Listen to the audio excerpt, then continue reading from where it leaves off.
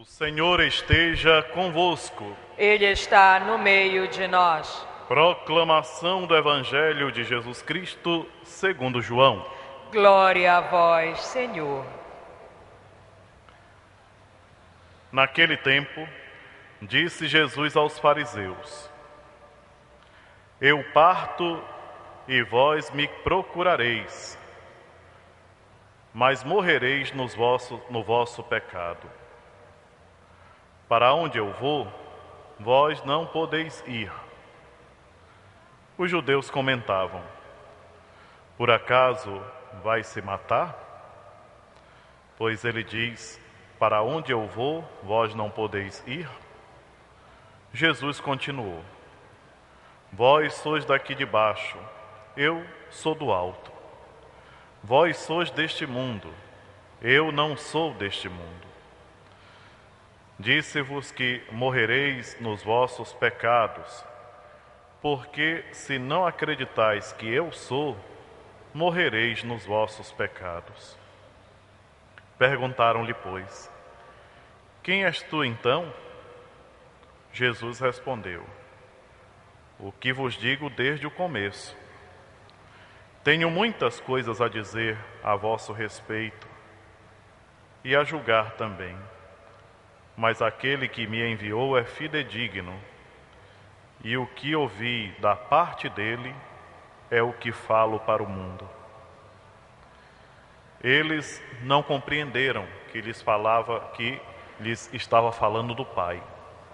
Por isso Jesus continuou: Quando tiverdes elevado o Filho do Homem, então sabereis que eu sou, e que nada faço por mim mesmo, mas apenas falo aquilo que o Pai me ensinou. Aquele que me enviou está comigo. Ele não me deixou sozinho, porque sempre faço o que é de seu agrado. Enquanto Jesus assim falava, muitos acreditaram nele. Palavra da salvação. Glória a vós, Senhor.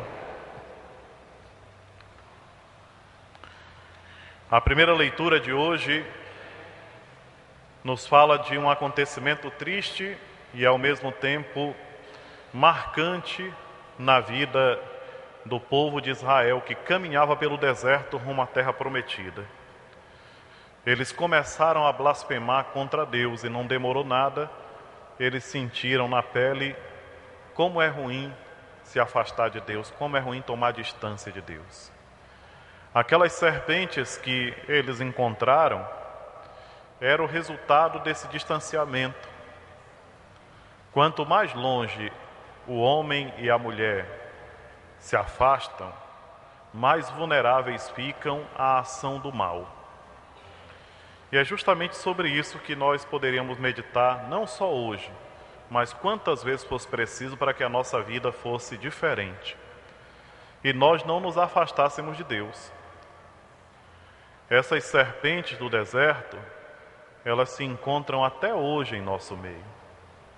A maldade, o egoísmo, os vários tipos de pecado que estão por aí, todas coisas que nos afastam mesmo e colocam em risco a nossa vida.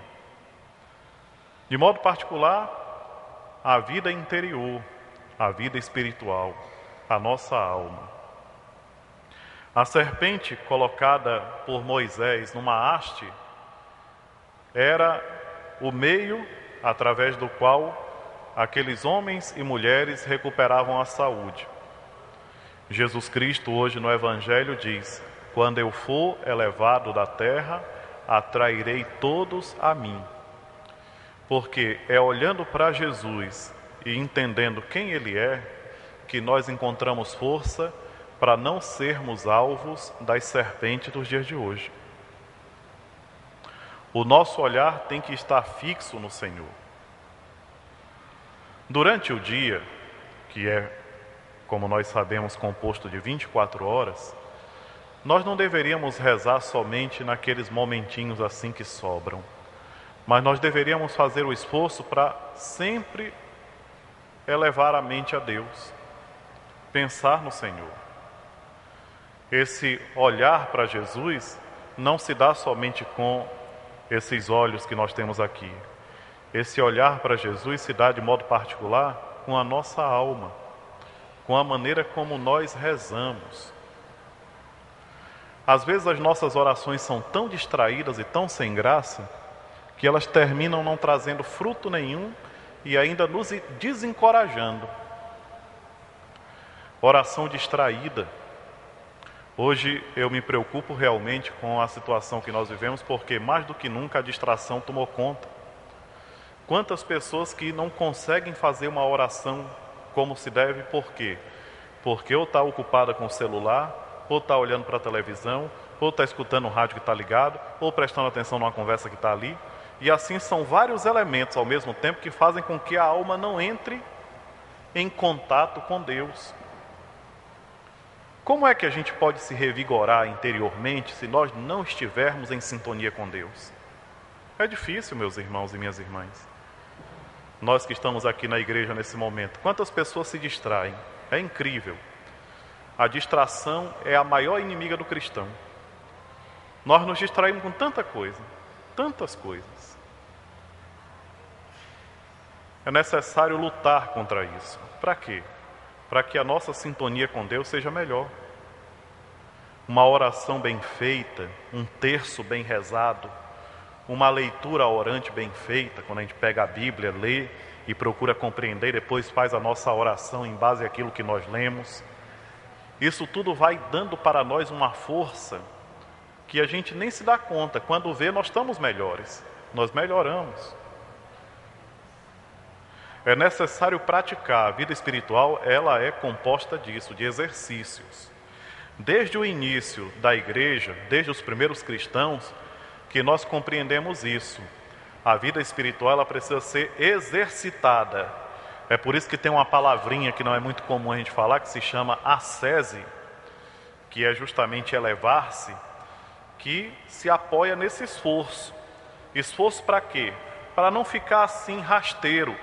E Jesus Cristo hoje fala disso quando ele adverte aos judeus que estão ali escutando ele, dizendo: eu sou do alto e vocês são daqui de baixo. Por quê? Porque para nós contemplarmos a glória de Deus, nós temos que elevar a nossa mente, nós temos que elevar o nosso espírito.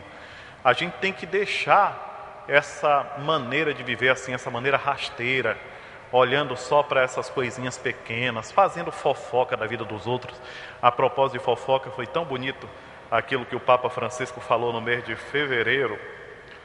Papa Francisco, em um pronunciamento durante o Ângelus, no domingo, o evangelho era aquele: que o teu sim seja sim, que o teu não seja não. Papa Francisco falou de uma coisa importante: parem com a fofoca, cuidado com as fofocas. Por quê? Porque elas destroem. Viu? E quantas pessoas vivem de fazer fofoca e mexerico da vida dos outros. E aí não contemplam Deus. Por quê? Permanecem rasteiras. Enquanto que nós temos que fazer esse esforço de ascese, de elevar-nos, todos nós. Desde o momento que a gente se levanta de manhã até a hora de nós dormirmos, vamos fazer esse esforço. Quem ganha somos nós mesmos. A paz interior, a paz que a gente tanto fala. Como é que a gente pode viver em paz se nós não buscamos a paz dentro de nós? Outro dia, dando uma volta aí pela rua, eu vi 3 cenas de violência, de quase briga mesmo, não brigaram porque, enfim, parece que alguma coisa depois ali. As pessoas vivem a ponto de briga. Por quê? Porque não rezam, porque não pensam em Deus, porque falam de Deus. Hoje todo mundo vai com Deus, Deus te abençoe, que Deus te proteja, Deus no comando, não sei o que e tal, mas na hora de viver a oração, olha, só fachada. Como os judeus que seguiam Jesus e não procuravam compreendê-lo, conhecê-lo. E Jesus hoje fala claramente disso. Vocês estão por aqui e tal, mas vocês não me conhecem. Se vocês me conhecessem, o comportamento de vocês seria outro. Como é que nós, cristãos do século 21, conhecemos o Senhor Jesus? Primeiramente, olhando para o Evangelho. meditando o Evangelho, compreendendo o Evangelho. Olha que coisa bonita. O Senhor diz: eu vou para um lugar para onde vocês não podem ir. Ele estava falando que ele voltava para junto do Pai e do Espírito Santo. Ele voltava para o mais alto dos céus, como nós cantamos e rezamos na liturgia. Queridos irmãos e irmãs, é muito importante. Eu falo isso para vocês e repito 2 vezes para mim. Nós estamos hoje na terça-feira e daqui a alguns dias nós vamos começar a Semana Santa. É muito importante ter mudança na vida da gente. Nós temos que mudar mesmo. Deixar de lado tudo aquilo que tem sido errado, que não tem ajudado a nossa caminhada espiritual. Deixar de lado. Essa coisa de ficar apegado ao que não presta não nos leva a lugar nenhum. Temos que mudar mesmo. Olhando para Jesus, assim como os judeus lá, o povo de Israel olhava para a serpente de bronze e ficavam curados, nós devemos olhar para Jesus, que está diante de nós, e nos curarmos das enfermidades que nós trazemos, de modo particular das enfermidades espirituais, que são as piores. O orgulho, a falta de perdão, sabe? Esses sentimentos negativos que a gente vai acumulando ao longo da vida, essa dureza no modo a falsidade. Tem coisa pior do que a falsidade? É a pior de todas as serpentes que rasteja por aí, a falsidade. É muito ruim uma pessoa ser falsa, eu tenho pena de quem é falso. É muito triste uma pessoa que não procura ser verdadeiro, porque o primeiro a ser enganado é ele mesmo. A palavra de Deus é um convite, meus irmãos e minhas irmãs, para uma mudança. E que nós tenhamos em nós a força para mudarmos, por quê? Porque nós queremos chegar no céu, nós queremos salvação. É a salvação que nós almejamos.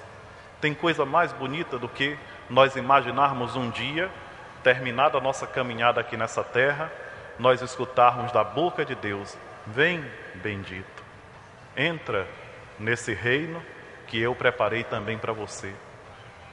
Coisa bonita, meus irmãos e minhas irmãs. Portanto, pensemos nisso. Nós temos ainda alguns dias para preparar bem direitinho a nossa Páscoa, que seja a Páscoa da mudança mesmo. O nome Páscoa significa passagem, pois que nós tenhamos a força para passar do que é errado para o que é certo, dos nossos defeitos para a graça de Deus. Seja louvado nosso Senhor Jesus Cristo. Para sempre seja louvado.